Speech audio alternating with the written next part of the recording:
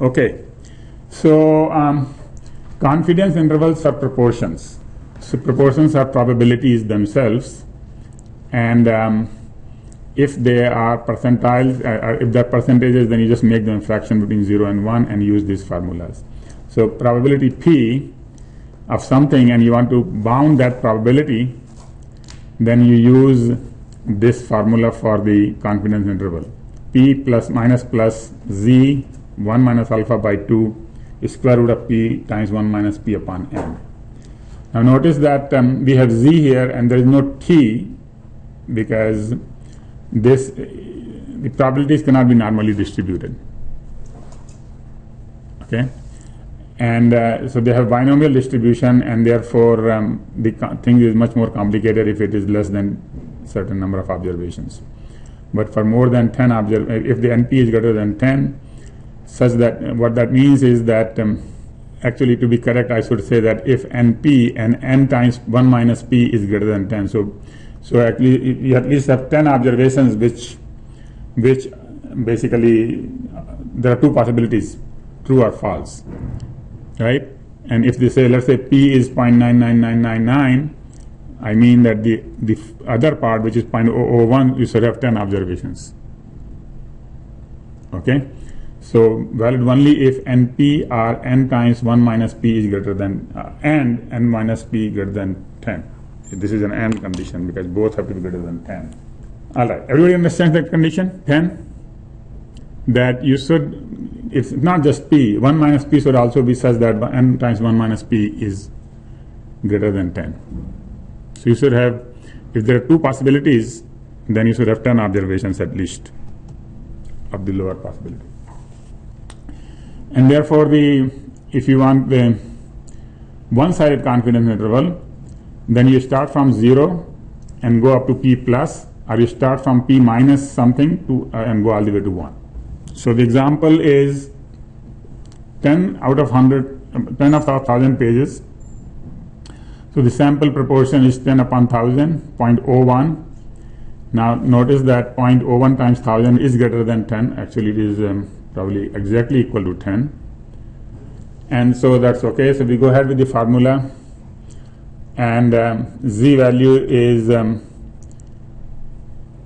for 90% confidence interval, we use 0.95, and that is 1.645. For 95% confidence interval, we use the other one. Okay, so now anyway, in this case, we are using two-sided confidence interval. However, the way it is written is that the number of pages is 10 out of 1,000 pages. Right, so I mean, it might be more appropriate to use one-sided confidence interval because you really don't care if the proportion is less. You just want to bound the upper bound on this. But this example uses only both sides. Second example is 40 repetitions on two systems.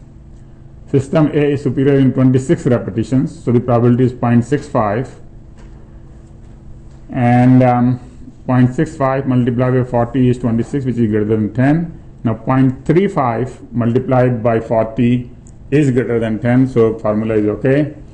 And so then we go on to calculate the confidence interval as usual, and two-sided.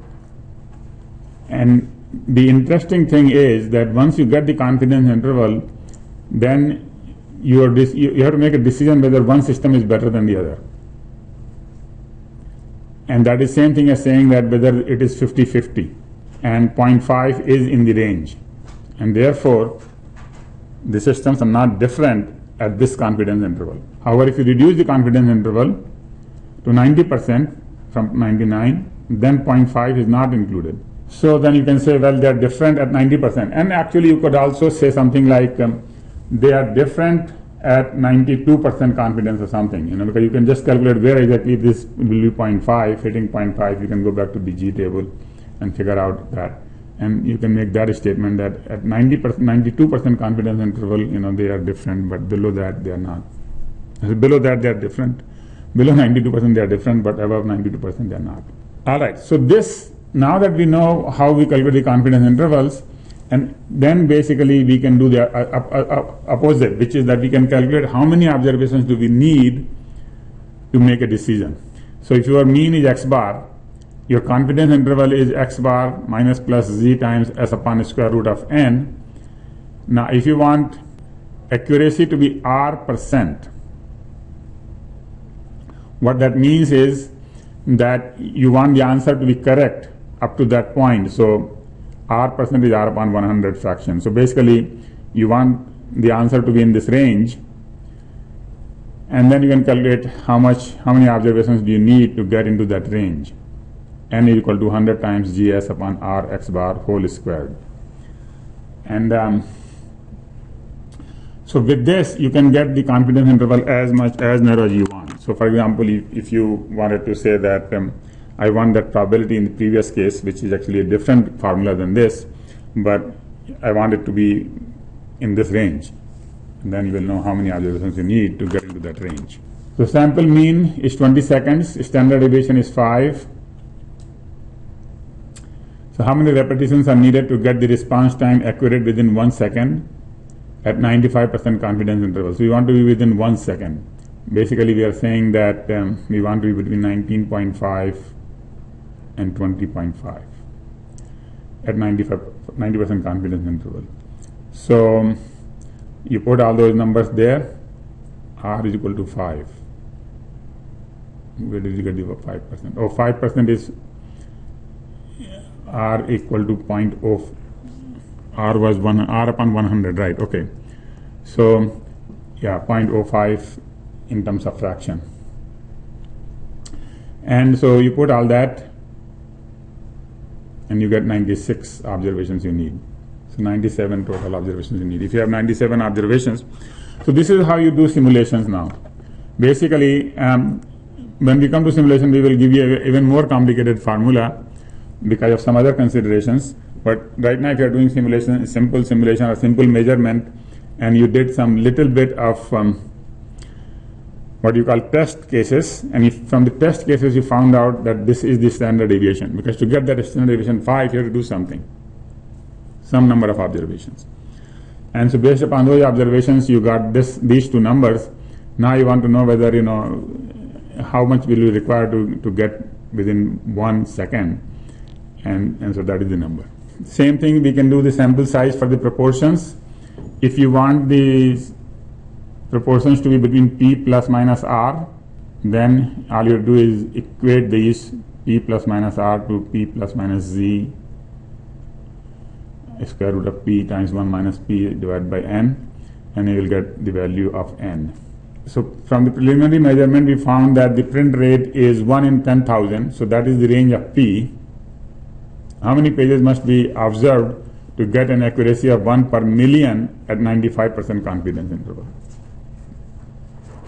So this is p, 10 raised to minus 4.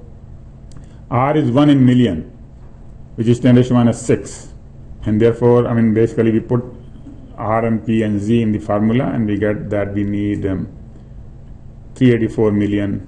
Another example, an algorithm A loses 0.5%, algorithm B loses 0.6%. How many packets do we need to observe the state to state with 95% confidence that algorithm A is better?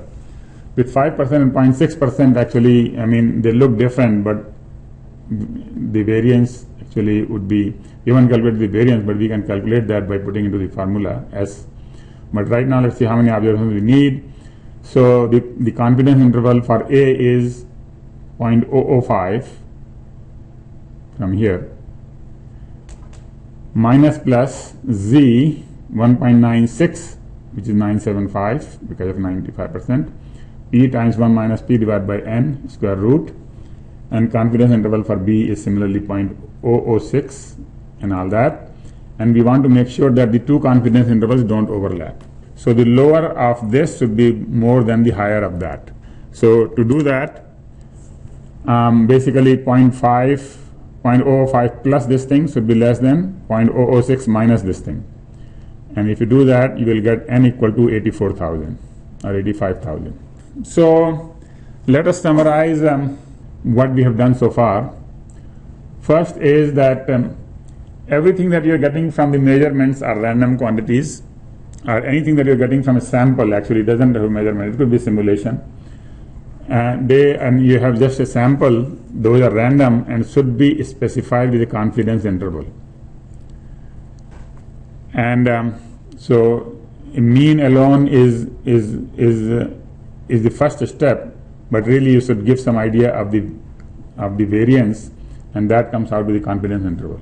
If the confidence interval includes 0, so that is one thing that at least I hope you learned new, is that now looking at the confidence interval, you can make some judgments. You can say whether this is 0, whether it is 0.5, whether it is 0.6. And if that number that you're looking for is included in the confidence interval, then basically you are saying yes, it is same at that number. Then we learned about paired observations and unpaired observations. Anybody remembers the difference between the two?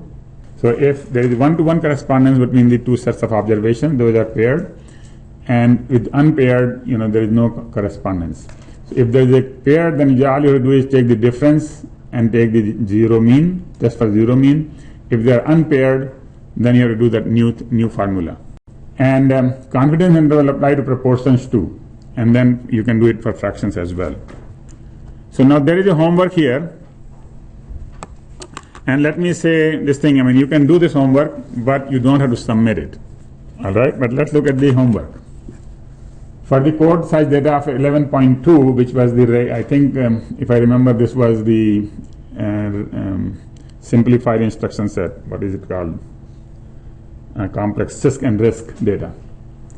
Find the 90% confidence interval for the average code sizes on the RISC and G8002.